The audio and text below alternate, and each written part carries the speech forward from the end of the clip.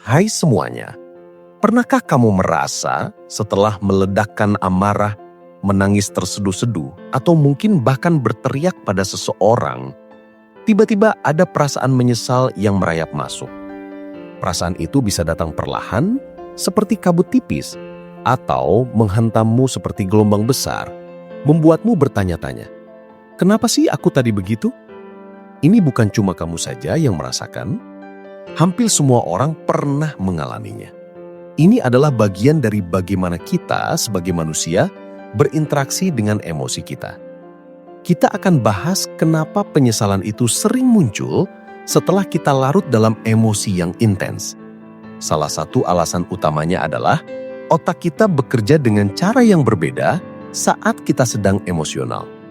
Bayangkan begini, di dalam kepala kita ada semacam pusat kendali yang namanya korteks prefrontal.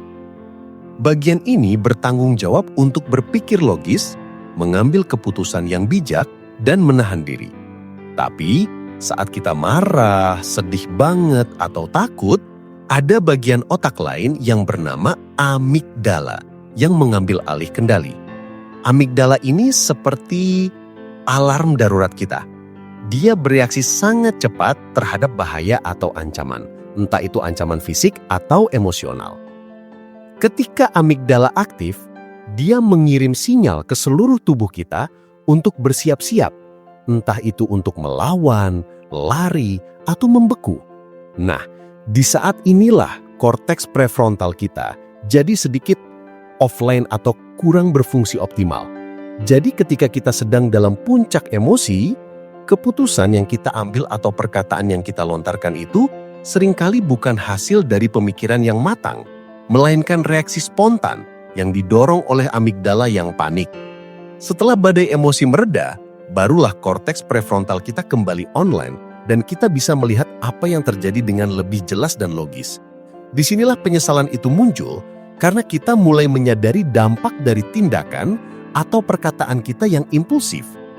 Selain itu, komunikasi kita seringkali buruk saat emosi sedang menguasai. Pernah nggak kamu bicara dengan nada tinggi atau malah menggunakan kata-kata kasar yang sebenarnya tidak ingin kamu ucapkan? Ini karena saat emosi meluap, kita cenderung tidak memikirkan bagaimana perkataan kita akan diterima oleh orang lain. Kita fokus pada perasaan kita sendiri yang sedang memuncak dan ingin melepaskannya begitu saja. Kita mungkin ingin membuat orang lain mengerti seberapa marahnya kita atau seberapa sedihnya kita, sehingga kita menggunakan kata-kata yang menyakitkan atau nada bicara yang agresif. Padahal tujuan awal kita mungkin hanya ingin didengarkan atau dipahami. Setelah suasana hati tenang, kita mulai memutar ulang percakapan itu di kepala kita. Kita menyadari bahwa cara kita menyampaikan perasaan kita justru memperburuk keadaan, menyakiti orang lain, atau bahkan merusak hubungan. Penyesalan itu datang karena kita tahu kita bisa saja menyampaikannya dengan cara yang lebih baik, lebih tenang, dan lebih konstruktif. Faktor lain yang berkontribusi pada penyesalan adalah nilai-nilai pribadi dan standar moral kita.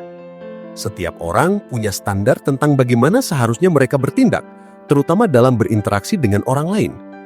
Misalnya, kamu mungkin punya prinsip untuk selalu berbicara sopan, tidak pernah berteriak, atau tidak pernah menyakiti perasaan orang lain.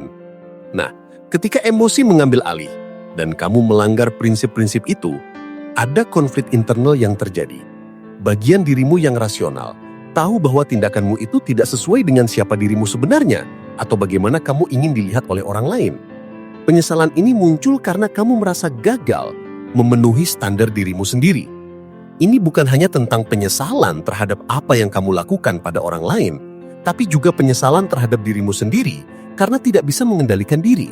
Rasanya seperti, kok aku bisa sih melakukan itu? Padahal aku nggak mau jadi orang yang kayak gitu. Perasaan ini bisa sangat mengganggu dan memicu rasa bersalah yang mendalam.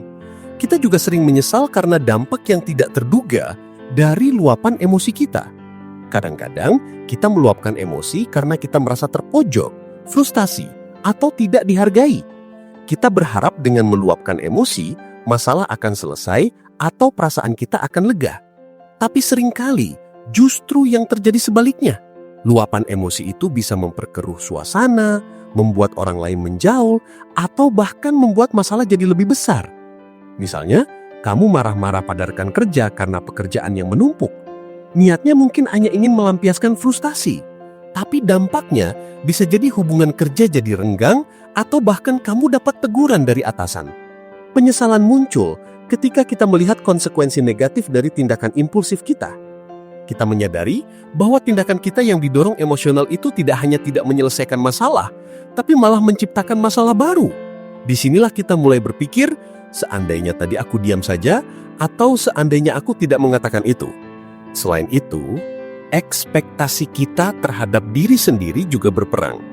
Kita hidup di masyarakat yang seringkali mengajarkan kita untuk selalu tenang, rasional, dan terkendali. Meskipun kenyataannya tidak selalu begitu, kita cenderung merasa bahwa kita seharusnya bisa mengendalikan emosi kita setiap saat. Ketika kita gagal dalam mengendalikan emosi dan membiarkan diri kita terbawa suasana, kita bisa merasa kecewa pada diri sendiri.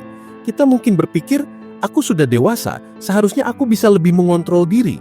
Ekspektasi ini bisa datang dari orang tua, lingkungan sosial, atau bahkan dari media yang sering menampilkan orang-orang yang selalu tampak tenang dan terkendali. Jadi ketika kita meledak emosi, kita merasa malu atau bersalah karena tidak memenuhi standar yang kita pikir harus kita miliki. Penyesalan ini adalah cerminan dari keinginan kita untuk menjadi versi terbaik dari diri kita sendiri yang selalu bisa mengelola emosi dengan bijak. Terakhir, dan ini sangat penting, adalah kurangnya kesadaran diri saat emosi memuncak. Seringkali kita baru menyadari seberapa intens emosi kita setelah semuanya berlalu. Saat kita sedang marah besar, kita mungkin tidak sadar bahwa detak jantung kita sudah sangat cepat, otot-otot tegang, dan napas kita dangkal.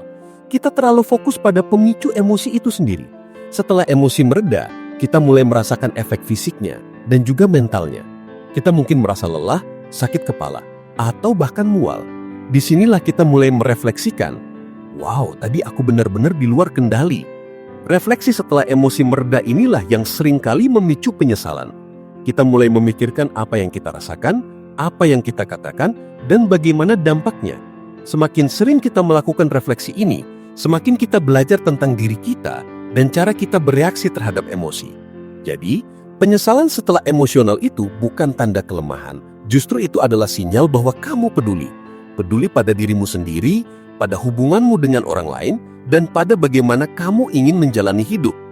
Ini adalah kesempatan untuk belajar, untuk memahami pemicu emosimu, dan untuk mengembangkan strategi yang lebih baik dalam mengelolanya kemudian hari.